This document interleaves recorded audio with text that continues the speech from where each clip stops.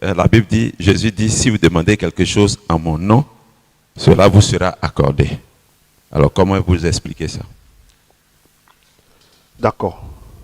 Qu'est-ce que toi tu viens de faire de suite? Et qu'est-ce que lui vient de faire? Il vient de poser une question Il vient de poser une question, non? À qui? à l'homme de Dieu. Il vient de me demander quelque chose. Oui. Et je vais répondre parce que ce qu'il m'a demandé vient de mon Père.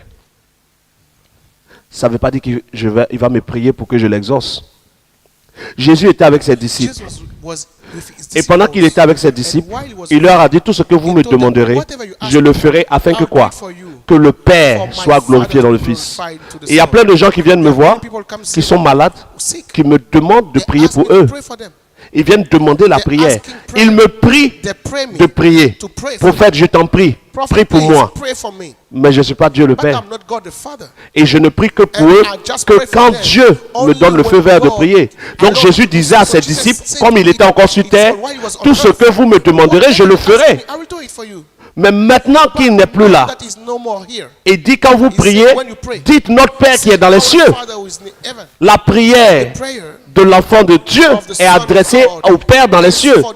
Mais la prière du disciple peut être adressée à son Père spirituel pour des raisons physiques. Ton Père spirituel est là, tu es malade, tu peux lui dire prie pour moi. C'est ce que Jésus disait à ses disciples. Tout ce que vous me demandez, je le ferai. Ici.